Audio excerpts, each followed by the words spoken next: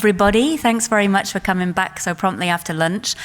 There's a huge amount of work going on in terms of FAIR. So we have two sessions of lightning talks covering lots of different practice going on. They're very short talks, 8 minutes. So we'll try and keep everyone to time so we get through them all. And there will be time for a very quick question if needed at the end of each one. So be ready to ask those. I'd like to invite up Alison Lister, who's going to speak first for us about making data policies fair. Thank you, Sarah. Thank you, everyone. I'm Alison Lister, and I'm the Data Content and Community Lead at Fair Sharing. And we've done some really fun work with the DCC and the FAIR's FAIR project, as was, very recently with Joy Davidson. And she's the one who presented or submitted this abstract today, but she can't be here, so I'm going to give it on her behalf. But we did some really fun work, so I really will show these 7 minutes, might have a few technical slides, but really will show a very general sense how we are enabling the fair description of data policies. So if you think about the open science policy landscape, there's lots and lots of different stakeholders who are wanting to look at and assess the different qualities of data policies. And this is quite a manual process. It's often done through surveys, the monitoring at national and other levels, and it can be quite time-consuming to analyze and to collect. And so what we wanted to do, and what was begun with Joy Davidson, the DCC, and FAIR's FAIR, was the creation of a FAIR enabling data policy checklist. So if you can imagine, as it often is shown, something like a Google spreadsheet in combination with this checklist. So you have the checklist on the left, and you have a structured template on the right to work from. So you're building a data policy, right? You work through the checklist as you build your data policy. And you're making sure it's really helping you understand those specific qualities that you can apply to your data policy to help show and enable fair data. In addition to this, we also have the work of the RDA. So the RDA Data Policy Standardization and Implementation Interest Group, a long name but quite a good interest group, has also produced as an output a document that describes 14 features of journal research data policies. And these are arranged into 6 different policy types or tiers.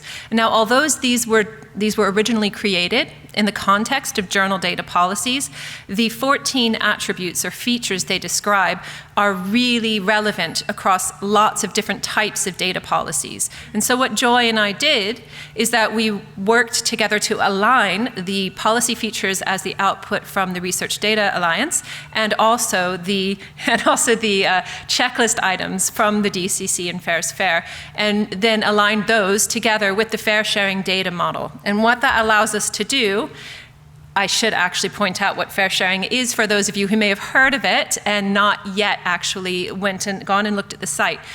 The reason we worked together is because fair sharing is a registry for data policies and a registry for data standards and a registry for databases. So what we can do is we can describe those 3 different resources, but not just the metadata that help you decide which resource to use, but also the relationships among them. And that's my favorite part of fair sharing, is really working out which databases implement which standards, which data policies recommend standards in databases, which databases share data or share code.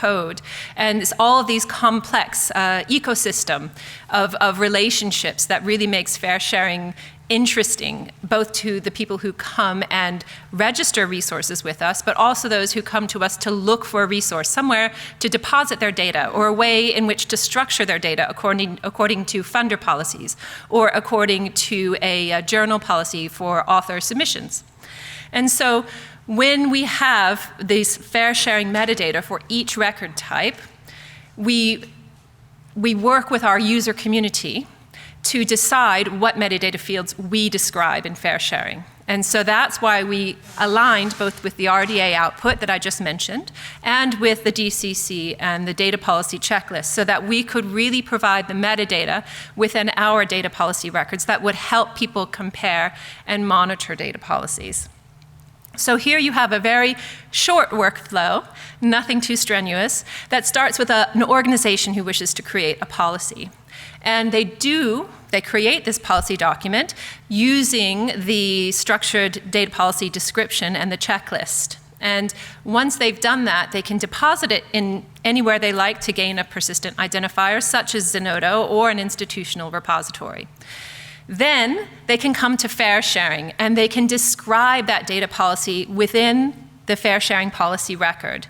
And we had to add a number of new fields to our data model to incorporate these updates from the RDA and from the structured data policy checklist. But what has resulted is a really lovely machine-readable description of a data policy. And this is important because FAIR isn't just about human accessibility of the data, it's about machine accessibility of the data.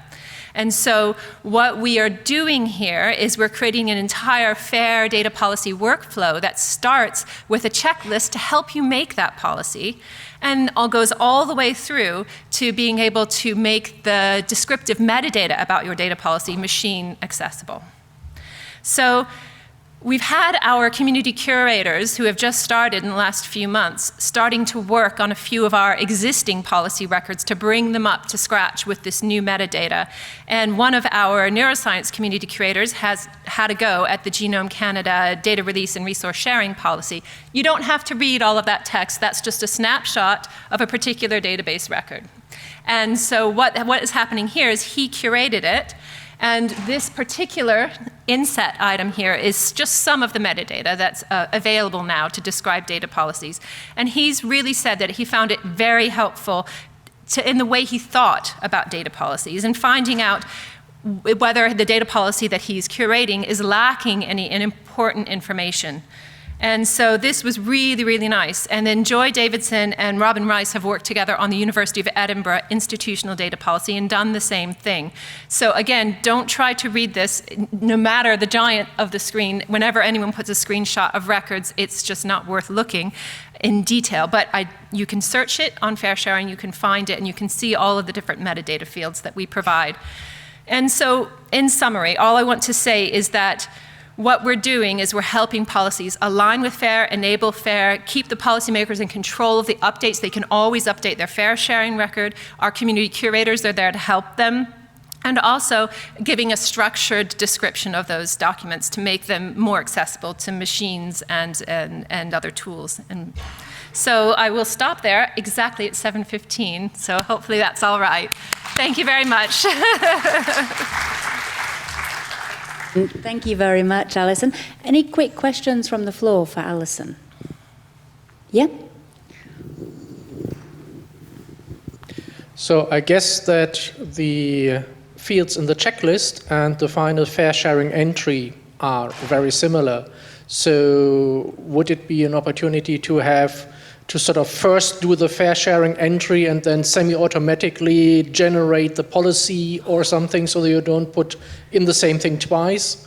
I think that would be really magnificent. And I think this might be a question for Joy. When she was trialing this early stages of the checklist with people, people tended to work through the checklist but write human sentences. So they weren't really spending a lot of time making a sort of tabular version of the checklist. And so the way they were, when they were running the use cases, the way that people were developing with them was writing a Word document, uploading it to Zenodo, and then describing it, using the checklist to help them. But I agree completely that one of the things that would be lovely to do would be to see an export, of a policy record in the style of this DCC policy checklist. So I think that's a lovely suggestion, Henning. Thank you. Excellent. Thank you very much, Alison.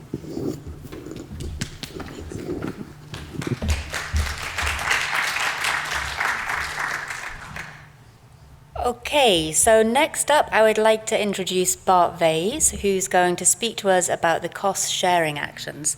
Has that come up on screen? Not yet? Excellent.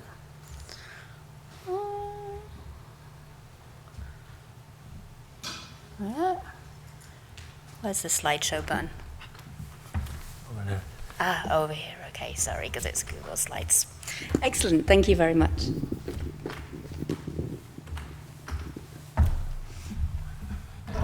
Yes, good afternoon.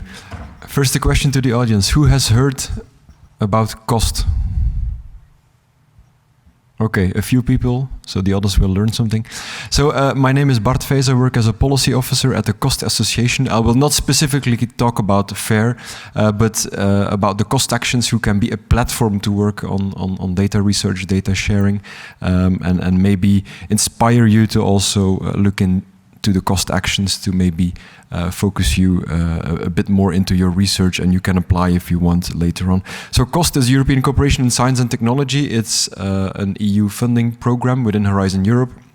And we fund the networking of researchers, so we bring research community in contact with each other, and they can work within their specific fields on all kinds of topics, for which we provide the networking opportunities. We have around a zero fell, but more than 300 running actions, and on each of those actions we have on average 30 countries involved and around 250 researchers. And on a yearly basis we network more than 45,000 researchers. So after every number you have to put a zero, so in order to show you the magnitude of our program. And as I said before, we're in the widening participation and strengthening the European research area pillar within Horizon Europe. So we act along the line of 3 strategic priorities: promoting and spreading excellence, which is referring to, let's say, the size of our network, including East and Western European countries on almost an equal level. It's on fostering interdisciplinary research, and it's on empowering, retaining, and young researchers in Europe.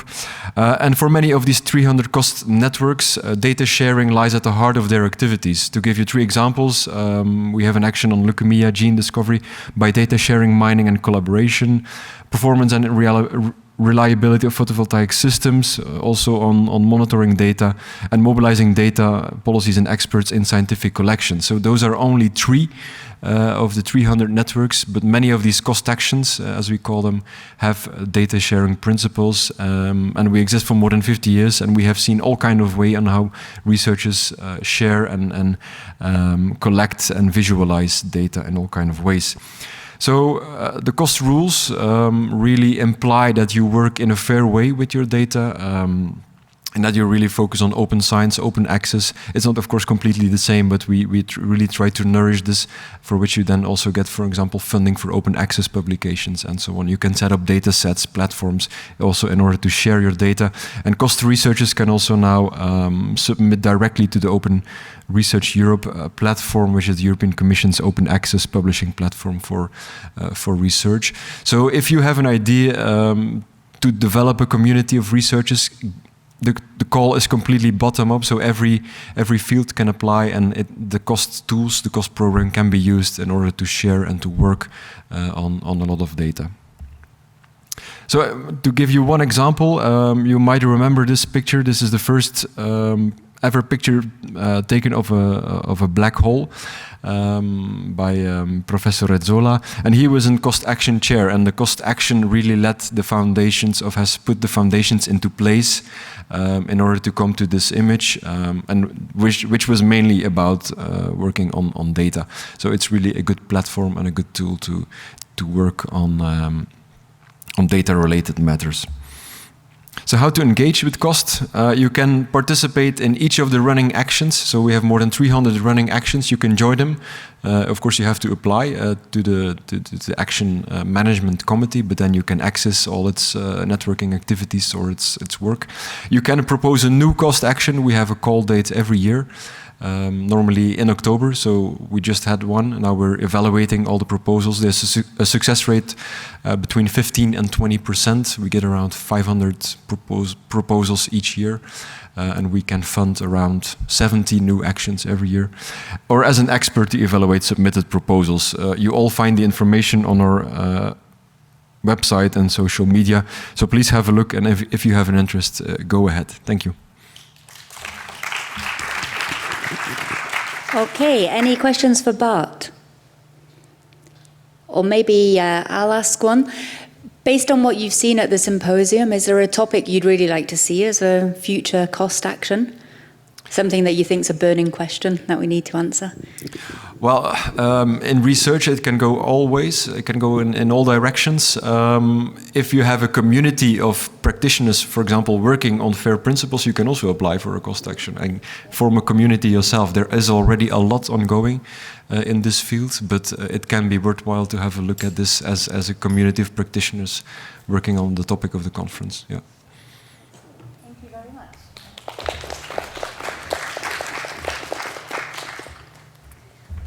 And thank you for keeping so well to time as well. So our next, sorry, go ahead. Oh, I opened it from the wrong place, did I? So our next presenter is Justin Clark-Casey, who's going to speak about Workflow Hub. Here we go, Control L. Excellent. Okay.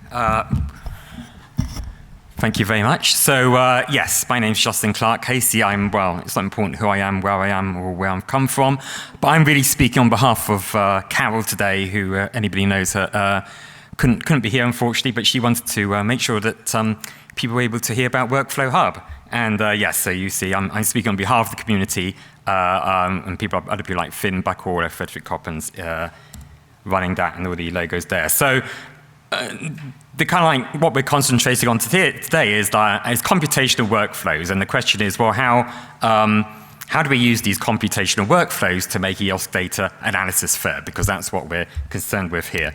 And just very briefly, I'm sure everybody in this room is very, very familiar with what a workflow is, but just to set the level, we're talking about something that will take inputs and transform them into outputs using a precise specification in a language, and being able to put in these tools, CLIs, containers, workflows, all the kind of like great things that people develop, so that we can do this transformation in a manner that is that enables interoperability and also portability and things like reproducibility.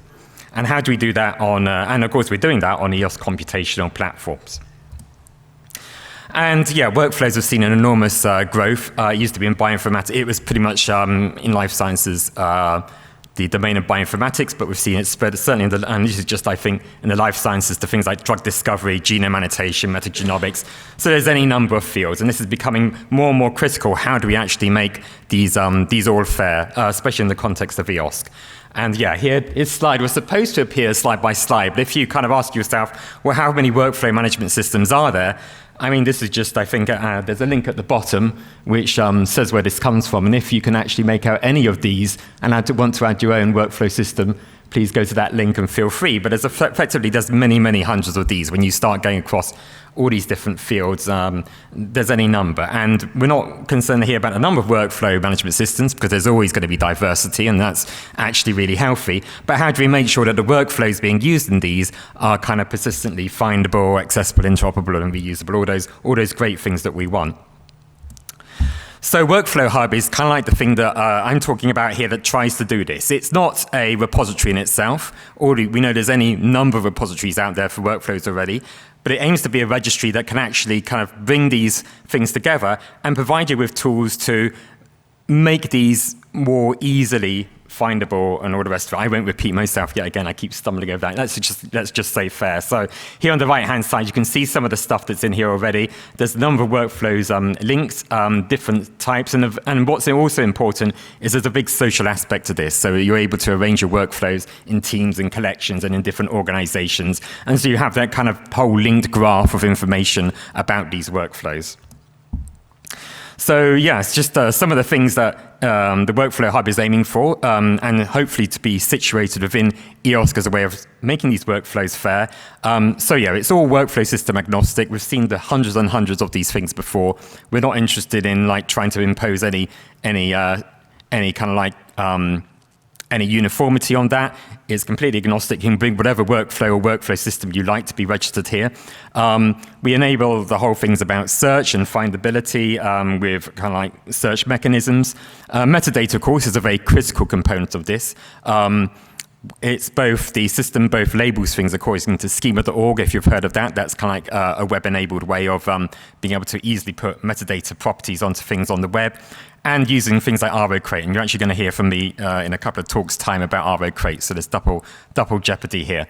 And yeah, as part of having a workflow registered in the system, you'll get the standard things like a DOI to register, to link it with. And as I said before, there's all these social components that you can kind of like manage your workflows in different collections, in different teams, in different organizations. So you're able to actually use Workflow Hub as a way to organize as well as publish your workflows. And we're not kind of forgetting the machines here. The humans are important, but the machines, of course, are coming overlords. So it's important to cater for those as well. So it's programmatic access. Geo4GHTRS is kind of like a genomics standard that's emerging for accessing tools and trying to put those into a bigger ecosystem of execution. But again, RO-Crate, which I'll talk to later on, which is a metadata packaging format, is another way that this becomes more consumable. And in fact, within an ecosystem, I think there's a brief slide on that later. And yeah, the final thing, and this is where Workflow Hub is moving towards. A lot of these things are there already, but we're looking to actually start integrating the workflows that are registered into Workflow Hub into EOS execution platforms when the mechanisms are ready. And we've heard, I think already, that these things are in a state of emerging at different levels of maturity. But once these execution platforms are there within EOS, hopefully you can start to easily go to your page and Workflow Hub with workflow on it and be able to click a button and maybe execute these things within EOS. So one final thing to kind of start emphasizing here is that the aim here is to be a low barrier. We don't want to make it difficult for people. We know people are busy. We know that it's difficult to assemble all the information you need to have sometimes to actually put things into catalogs. So we want to make it easy. We do things like automatically import from native repositories. So if the information is already there somewhere else, you're not going to need to come and type it in again. It's going to extract it from the existing repository. Integration with things like Git, because Git is a very popular venue for workflows nowadays. Automated metadata extraction, versions of workflows, and finally, not just having the workflow itself, but having that workflow as embedded as part of the whole scientific context of what else do you need to do to actually run that workflow. It's great to have everything in the workflow, but sometimes you're going to need kind of extra documentation as to what that workflow is about and how you need to run it, and things like test data, for example, to actually make sure it's running. So I think there is a couple more slides. I'm coming up to time, I know. Yes, this is the final social part. Again, we're supporting workflow communities. You see, I'm not sure how much you can see there, but you can see on the left-hand side, there's a Teams page where you can assemble these things. And again, another page you really don't want to try and read because the writing's all going to be too small. You go to one of those workflows and you see this kind of information in context and who's the creator, who's the submitter, and what else does it link to. And I think that's it. Yes, so finally, we already have all these communities at Workflow Hub. It has come from the life sciences domain, but it's by no means kind of like intended to be restricted to that. We have both EOS kind of organizations, but also kind of other parts like Australia Biocommons, for example. And I won't try and name something else that's not EOS because I'll probably find it actually is EOS because a lot of things are EOS nowadays. And finally, again, integrating into this subsystem. This is actually the a lot of this is the EOS Life ecosystem. So we're already having Workflow Hub. Here, of course, everybody's going to put their own project in the center. So, of course, in this particular diagram, Workflow Hub's there. But it kind of integrates with Galaxy. I think we've seen a few other sessions. Life Monitor, which is a continuous integration system for workflows, publishing to Zenodo and other places. And so it sits there and is able to exchange information using things like RO-Crate. And I think, yes, that's it. So final acknowledgements. A lot of people, of course, huge contributions. Social activity, very important. The Workflow Hub Club, if you're interested, please come along to that. That's my alarm. That's my alarm. A Slack board of mailing lists, very friendly place. The first rule of Workflow Hub Club is that you do talk about Workflow Hub Club. So please feel free to come along. Excellent. Thank you very much, Justin.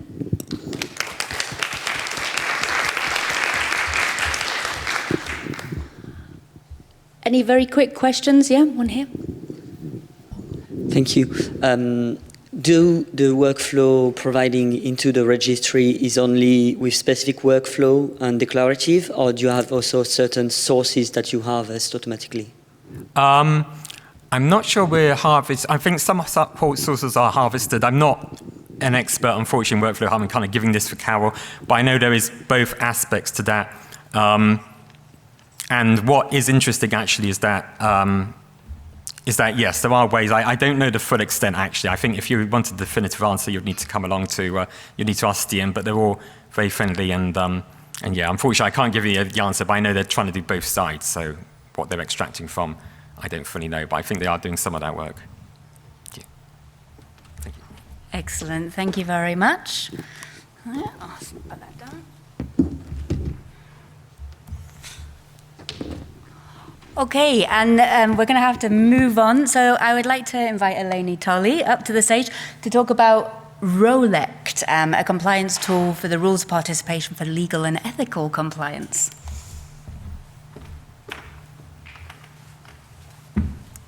Thank you very much, Sarah.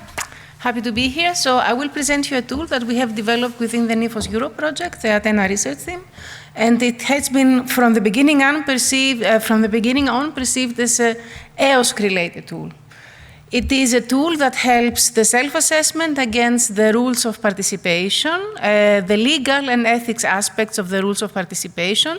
It identifies compliance or non-compliance with these rules, and it's useful for prospective EOSC resource providers. So it's useful for people who would like to upload, to onboard the resource on the EOSC marketplace. And it's currently, the latest version released is from the summer 2022. Why we talk about a tool like this in a FAIR-related session? Because complying to legal and ethics conditions are important elements of FAIR, and they have a great impact on how we access a resource, how we use a resource, and how we allow others to reuse what we have produced.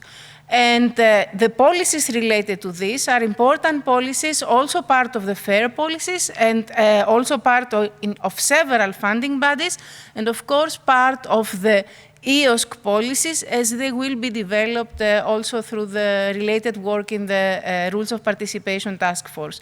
In the study that have been shared with us in advance of this symposium, you may have seen that more than half of the researchers that have been asked said that the policies of the funding bodies and publishers are the most influential one when it comes to their RDM and data sharing. So the way we define the policies very much affects also the way people behave towards fair and fair sharing and open sharing.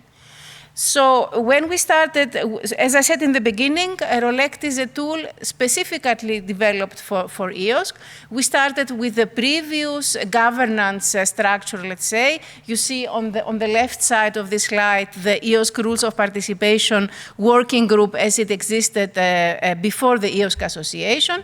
And now we continue with the work that is been performed during the current structure and within the related task force. I added this slide here only 2 days before. I had prepared my presentation in advance. I have to say I'm proud about this, so that's why I mentioned this.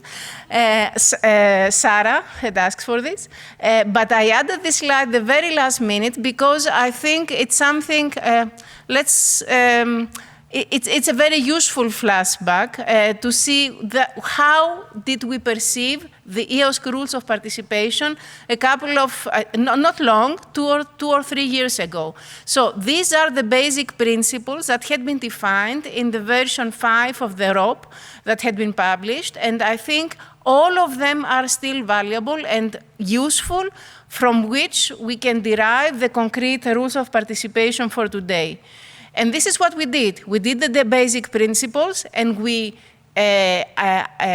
checked these basic principles. We embedded them in the legal background, because whatever rule you define as EOSC, it has to comply with the legal framework, with the legal conditions that apply both at EU level, at EC level and EU level, but also at national level. And this is what we did with our work. And here you can see our development approach. So we took the guidelines. Some of them you saw have been quite generic. And we deconstructed these rules of participation into general categories. Out of these guidelines, we created the general categories, for example, transparency or IP or legal or ethics. And then we reconstructed again whole units of rules according to this classification and the priorities that had been set by the Rules of Participation Working Group. And then out of this, we created a structured flow of questions. This has been transformed then into questions and categories, and we also added levels of importance to this. This is the whole workflow as we started. As you can see, our beginning has been the rules of participation. We analyzed them, focusing only on ethical and legal aspects, and then we created this set of questions. The green line is the legal work that has been done. I have to say that our team is a cross-disciplinary team. We have 2 legal experts working with us. We have open science experts, and we, of course, have the developers. And then we developed a dynamic scheme in JSON, which allows us also to perform changes whenever this is needed. And we created the wizard, and then you can get also the assessment report. So this is the whole process. You can use Rolect either as an authenticated user through the NIFOS Europe AAI, or you can also use it as a guest. For us, it was important to provide both options.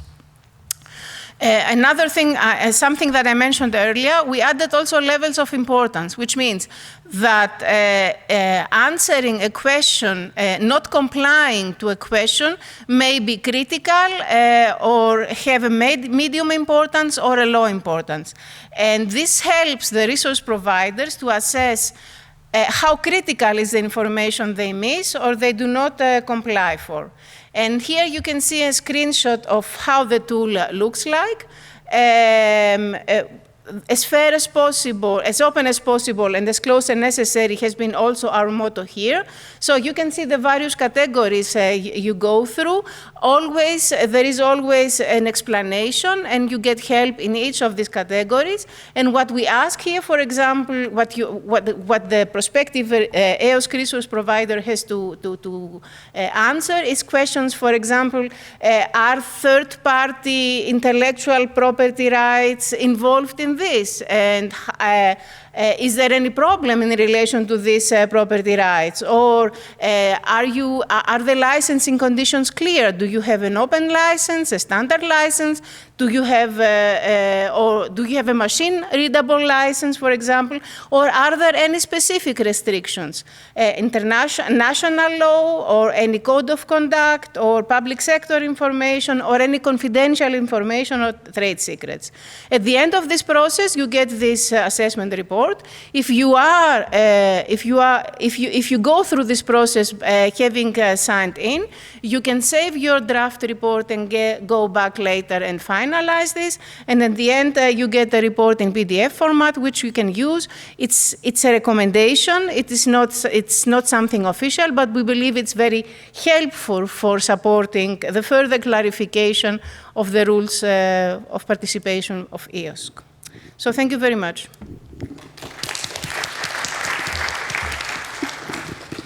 Any quick questions for Elaine? Maybe one from me, just from the assessments you've done in the NIFOS context. Are there particular things that are most challenging or most lacking in terms of ethics and legal? The IP issues.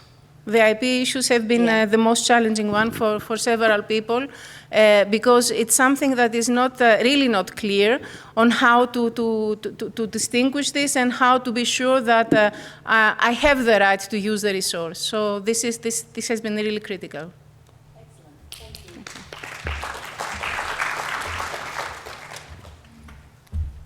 Okay, so next up, I'd like to invite Ellie Papadoulou, who's going to speak about DMPs and Argos. Here we go.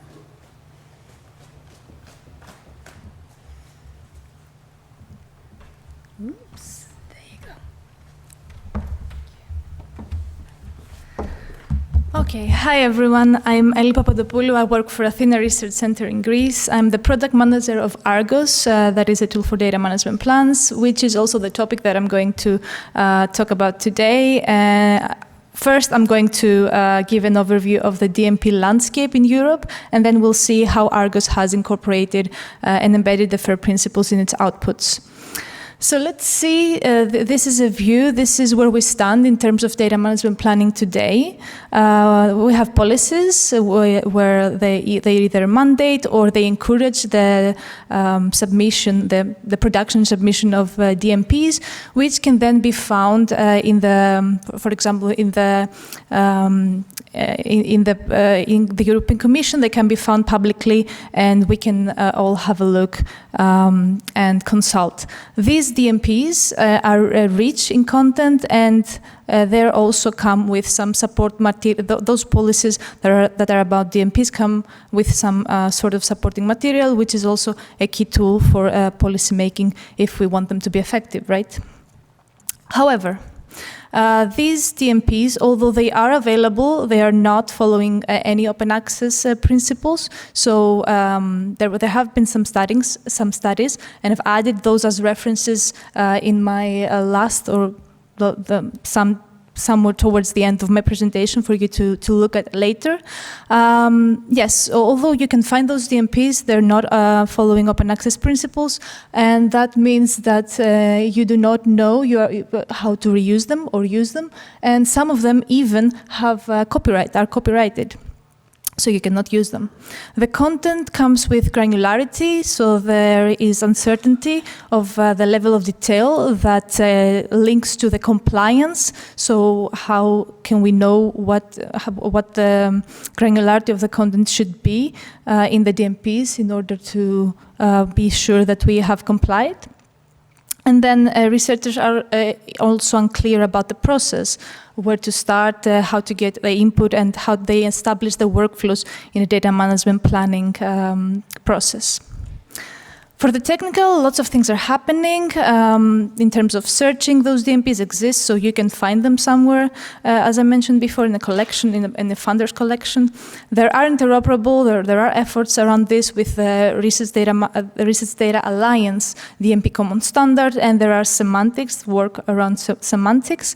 However, the adoption from the repositories, the adoption of vocabularies that incorporate the correct resource type of data management plans to correctly retrieve those documents is lacking.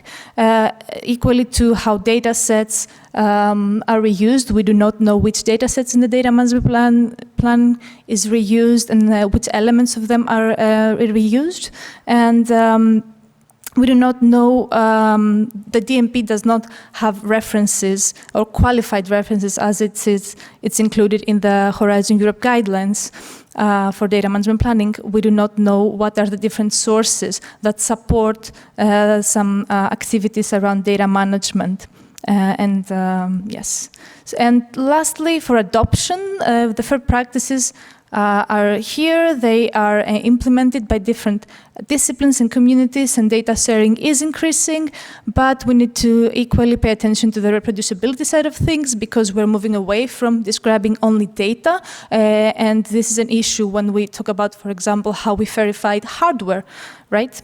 And then for domain data protocols, this is a way to standardize the different elements, the disciplinary elements that are included in data management plans. So we need to also increase the adoption of the domain data protocols as well, as increases the description and the best practices around description of the input data that we describe in data management plans, because currently the funders pay attention to the output data because they're linked to the publications. So we equally need to work around input data and how we describe them.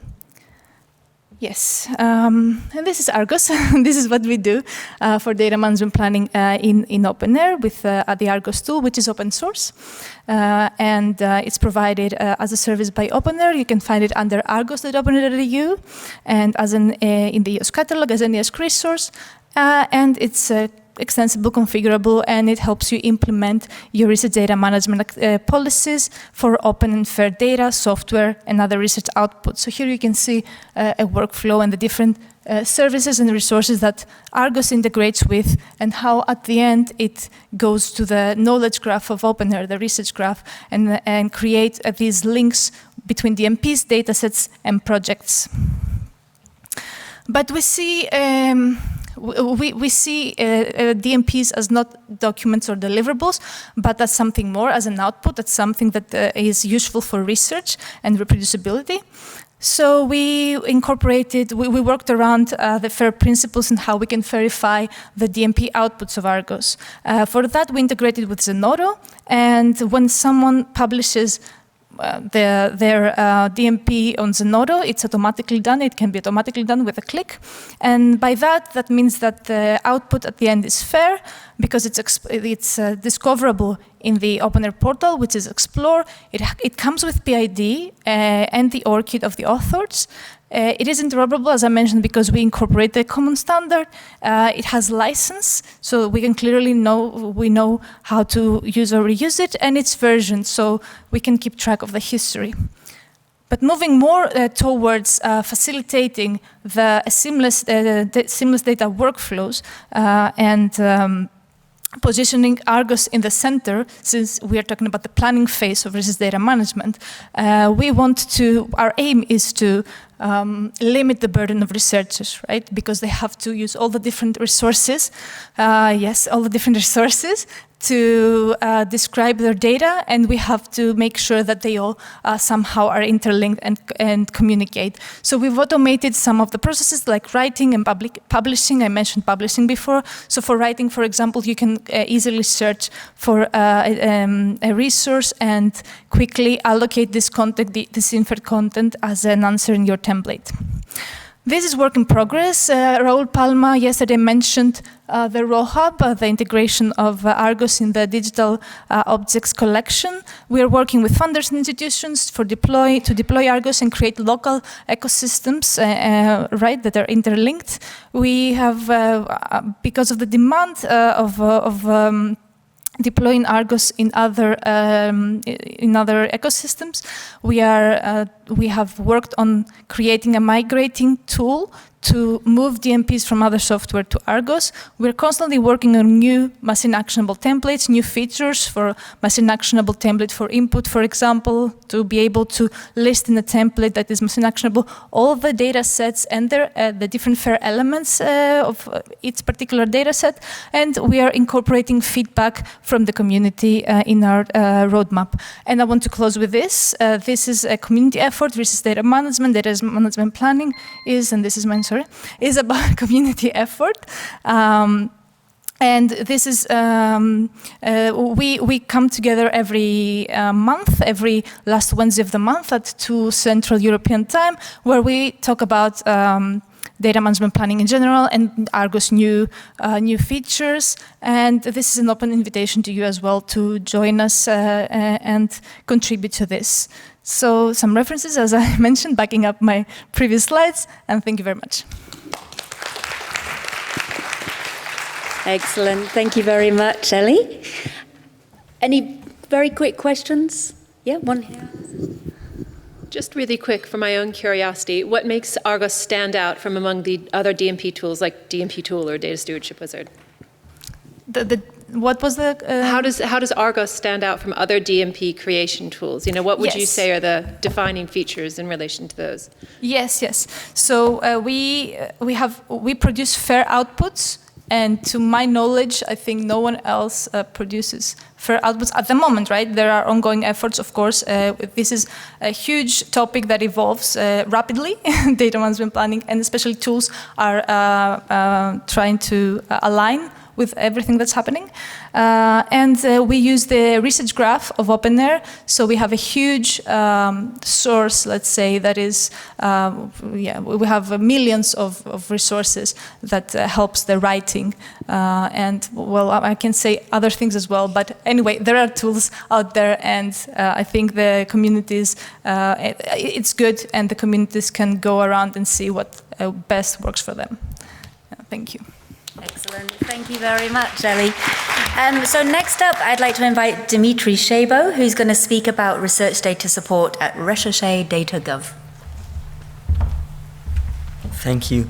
So you probably already discovered where did Research Data.gov come from. I'm Dimitri. I'm from INRAE, the French National Research Institute for Agronomy, Food and Environment. And I'm here to present how with Research Data.gov we can hope to promote the research data and fairer research data. So what is Research Data.gov? It's an ecosystem in the sense that they both provide technical solutions for data depositing and registering, not as a replacement as it's a national solution for an European level or community platforms, but rather complementary to them. And also as already showed by previous presentation, research data management support, because if you just give researcher a repository, they might use it, but if you train them to fair and the use of the tools, you probably end up with fairer data. So to give a bit more detailed insight about the components of the Research Data.gov ecosystem, starting on the top left, going clockwise, there are first data management cluster, which are communitary structures, communitary still in a generalist sense, but with various institutions, both at local, with the Atelier de la Donnée showed here, and another notion not showed here, but with leveraging existing communities within institutions that already have RDM, research data management networks. The other side of the coin is the thematic reference centers that focus, as their name implies, on the thematic aspects for certain domains that already have strong communities of practices, and we'll see afterwards tools for that.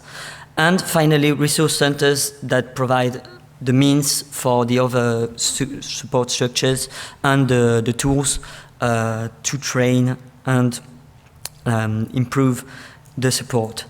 The other two technical aspects are the data registry first and the data repository. The data repository is a generic repository now, and that's why it's so complementary with all the thematic repositories existing for the communities that have them. And it's open to all the French research and international partners for projects, for example. Now, as I said, it's a complementary approach, so the data registry is here also to be able to register, so expose the data coming from the French community from thematic repositories. And this is important both for the French community level discovery, and not just to say, oh, it's France, and not have the other upper levels, but also, as was mentioned in the matrix and the plenary, it's important for the policymakers at the national level to have a matrix and a landscape on the national research. So to give quick insight about the components, as I mentioned, they are the generic expertise with already 5 label structures and more coming along that are structuring themselves. The thematic centers that are already described, leveraging and on the thematic communities that already have practices and support teams, but also help to go to the next level on supporting broader communities. And we used, not to reinvent the wheel, we embodied the existing research infrastructures in the national sector that already existed. And finally, the resource centers that I did introduce only shortly.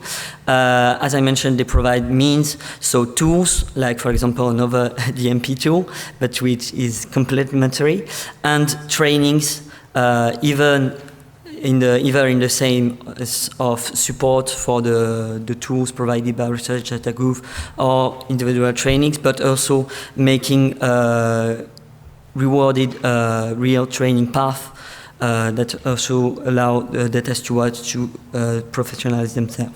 And finally, central support and dispatching of all the needs that can be local, thematic, etc., to the right support structure. So this is accessible mainly in a single web portal, when people can then access the repository, and when it will be published, the registry, because it's an ongoing process that we opened only in July this year. And most of the support and the communities that are already onboarded are accessible on the website. So now I only spoke about the French level, but it's also important that we can reach to EOSC with several points of convergence, namely quite an obvious one, tools. Obviously onboarding these tools into EOSC, but also leveraging EOSC tools, for example, for analysis and exploration of the data, make it closer and use the same services. IT resources like maybe in the future AI on storage, the data service discovery that we made proof of concept of various of these items also, just to mention the project name in EOS Pillar, and also on recommendation and standards, as it's helpful both to have this national level to bridge the EOSC recommendation and best practices, to bring them to the lower level, but also to have this as a bridge in the other direction to onboard the community practices. And finally, collaboration, as I mentioned, is quite a recent initiative, but it already helped to foster the collaborative work for some institutions that didn't have it already, or communities, and develop curation and collaborative approach. And the idea is obviously to the first enlargement from institutional and community to a national level, to then expand into European level collaboration. Thank you. Excellent. Thanks very much, Dimitri. Any quick questions? Yeah? Yeah, thank you. It's a lovely initiative. I'm very jealous. Do you have a partner agency looking at software as well? Is there a policy in that space? Not currently, because it's quite recent, and we are debating with the existing tools for software about what the best workflow is, mainly for the case that are software in the classical meaning, and the workflows or etc. that might be published with the data. So we have answers, but I cannot give an official one. It's still work in progress. Thank you. Okay, thank you very much. I would like to now invite Justin back up to give us his second presentation on RO Crate. Here we go, Control L.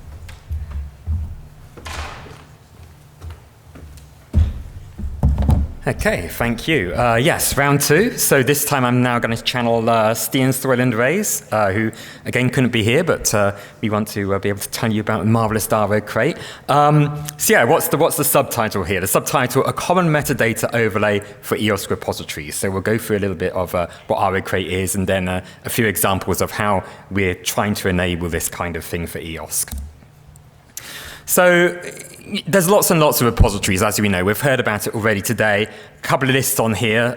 This is on the left-hand side, we have the kind of European Open Science Cloud. We have the kind of like the category at the time showing discovery, of which there are 94 different applications, but information about how to do that. And then something like R3 Data will list a very large number of repositories of different content types. So there's hundreds and well, not hundreds, thousands, tens of thousands, I'm sure, of repositories out there, standards, databases, all these kinds of things. And some of this first showing that all brings together. But even when you have your information in these various repositories, it's often the case that maybe you don't have everything in one repository. I talked a little bit earlier about workflows, for example, and they may often have they will have accompanying documentation, test data that might be in different places. So how do you kind of like bring this stuff together so that you're referencing everything you need to reproduce or work with a scientific study in kind of one place? You need all that contextual information and metadata.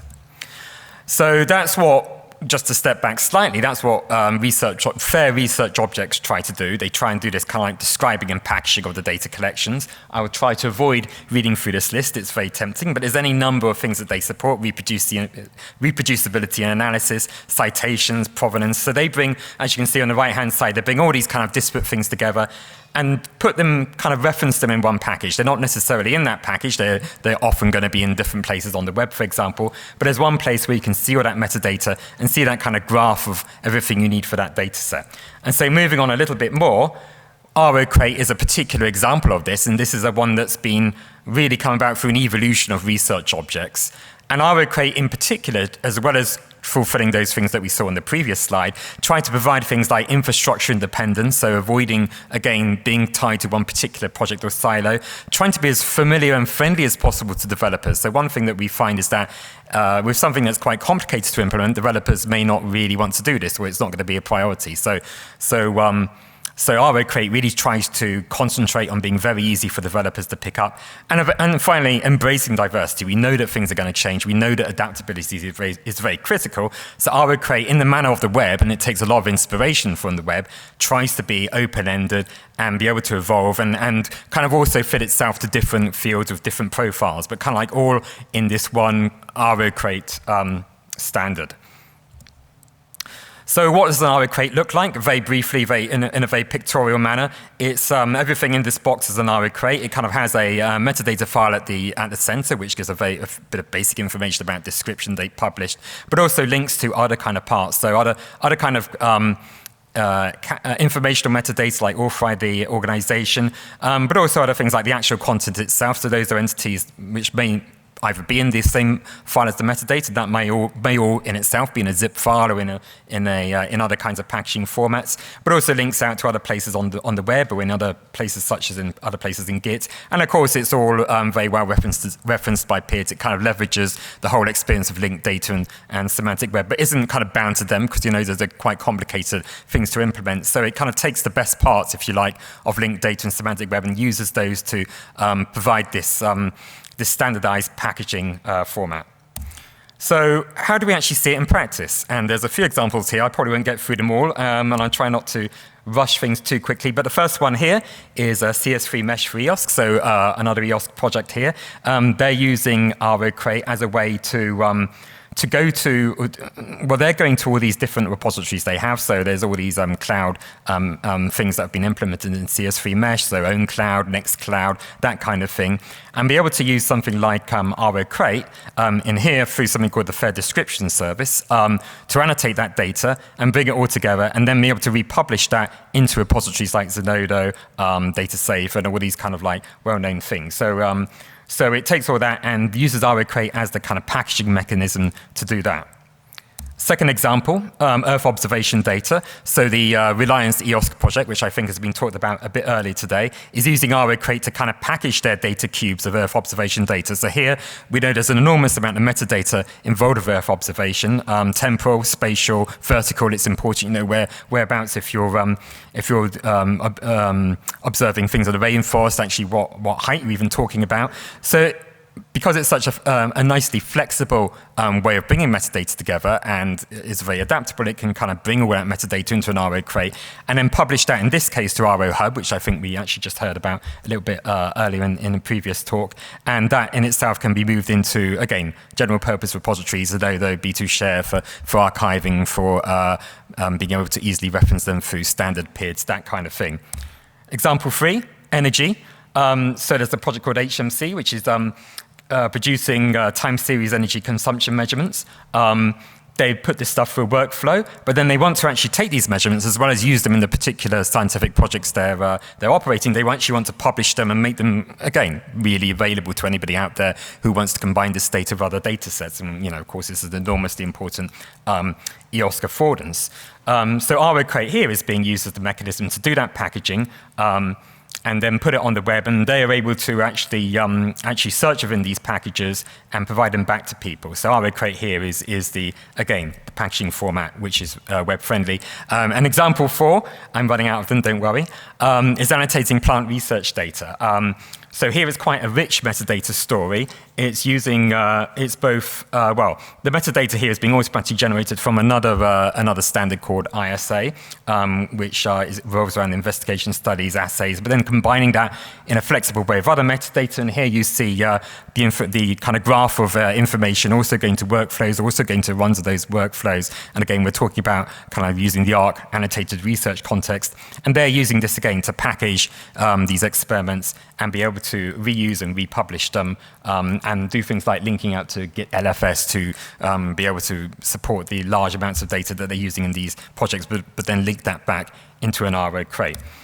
And yeah, I think I am running out. So here, again, the diagram earlier in Workflow Hub. Workflow Hub's still at the center here, but in this particular case, we're talking about RO Crate as kind of the way that information is being transported between these disparate projects within the Elixir ecosystem. Of course, RO Crate and Workflow Hub, massive support from Elixir and major Elixir projects, but use RO Crate to transport this thing within our little EOS Life ecosystem, but hopefully be able to also have RO Crate as one of the ways to link out to other data sets in EOSC as well.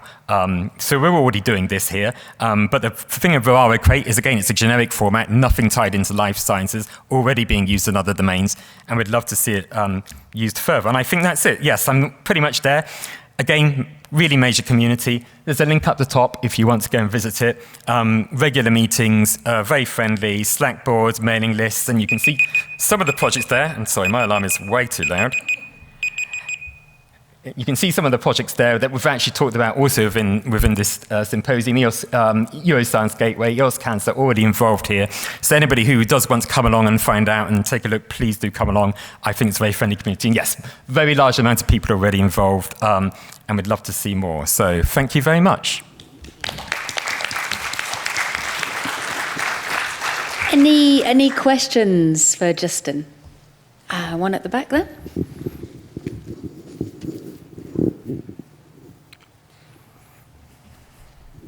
Oh, very interesting. I wonder if you have also followed a little bit the work on fair digital objects, and if you can imagine that this is another way how to do the same type of work, yeah? Or what are the differences for you? With fair digital objects? Yes. So I have to admit, again, I'm kind of like channeling Stian here. I'm not an immense expert here. I know there has been a lot of work on these things. RO Crate is definitely not meant to be the last word, or to kind of, I know there are other ways of doing things out there. I think RO Crate in particular kind of, I'm repeating myself a bit, but has, I think, tried to absorb the lessons and take its own particular spin on this and kind of concentrate on the particular kind of ease of use. Whoops, that's not going to help. Okay, never mind, we won't go back. It's trying to concentrate on ease of use and being very web friendly. So I think it's taking a particular approach, and hopefully those are absorbing all the lessons of digital objects. But I think everybody is trying to work together with other members of different communities and different research object communities. And I know, for instance, Stian, if he was up here, he'd say, of course, Justin, I know, there's all these things that we're working with. So I do know that they're working with. I can't give you specifics, but if you did want to find out more, happy to chat, or probably talk to Stian is the best thing. But I could link you to him.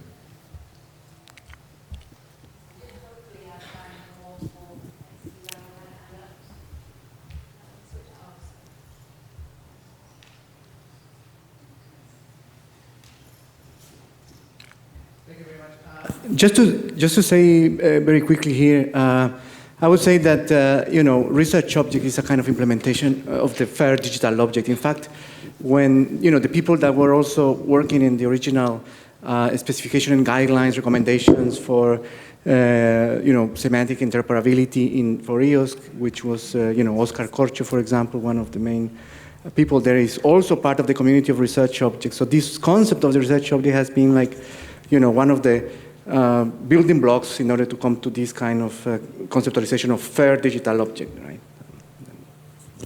That's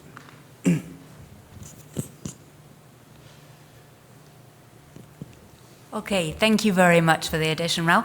We have the penultimate talk now, so I'd like to invite up Luc Brinkman from DANS, who's going to speak about engaging stakeholder communities in skills for EOSC and fair impact. Yeah, thank you, Sarah. And good afternoon to you. I'm Luc Brinkman. I'm working at DANS in the Netherlands, and I'm giving this talk on behalf of Joy Davison from the DCC, which seems to become a recurring theme in this session, giving talks on behalf of other people. First and foremost, I want to thank you for being present here. You could also have been on the guided tour through Prague. So it's on our shoulders to make this more interesting than the Charles Bridge and Jan Hoon and Franz Kafka. But I think the previous speakers have been doing a very, very excellent job in that. So I'll be talking about two projects, Skills for EOSC and Fair Impact. And as you're aware, there are many, many projects out there, Horizon 2020, Horizon Europe projects, that either support EOSC or are supporting FAIR in other ways. And with these two projects, with Fair Impact and Skills for EOSC, we're not trying to reinvent the wheel. We're trying to take outputs from these projects and actually start to implement them. So Fair Impact is a project with 28 partners distributed among 11 countries. And it started in this summer. And its main goal is to support the implementation of fair enabling practices. So the project has 3 central pillars that focus on persistent identifiers, metadata and ontologies, metrics and certification. And there are 2 work packages, horizontal work packages there that focus on interoperability and engagement. So how do we go about community engagement, stakeholder engagement within this project? So at the very core of the project are the integrated use case partners. So these are project partners who are on the top of their game when it comes to FAIR in specific disciplines. For example, in the social science and humanities, life sciences, photon and neutron sciences, and agricultural science. So these use case partners function as a bridge to their local communities of practice. And also, we're looking at what are the solutions that have been developed within these specific domains, and how are they interoperable? Can we transfer them to other domains? The second way in which we interact with stakeholders and the community is by a system of cascading grants. So throughout the project, there will be different rounds of grants, up to 10,000 euros each, where applicants can apply for money capacity to implement a specific practice or tool to make their work more fair. And also we provide in-kind support from our partners to help people to set up these practices. So then Skills for EOSC, as the name already says, it's all about skills and training. It's a large project with 44 participants distributed over 18 countries, and it involves the key doers in open science. So the goal of the project is to support an EOSC-ready, digitally skilled workforce. So providing training and mainly via a train-the-trainer approach. So we target institutions, providing training for grad students, PhD students, and staff, research staff. And we also provide opportunities to establish professional networks to make sure there is lifelong learning. Apart from that, we also focus on teaching people outside of academia, for example in policy or in administration, to teach them how to reap the benefits of science and actually develop science-based policies. So, how do we go about engagement within this project? Central to this project is establishing a network of competence centers, which can be local institutional competence centers or regional or thematic competence centers. And we want to establish a network throughout Europe, and these local competence centers are the one-stop shop for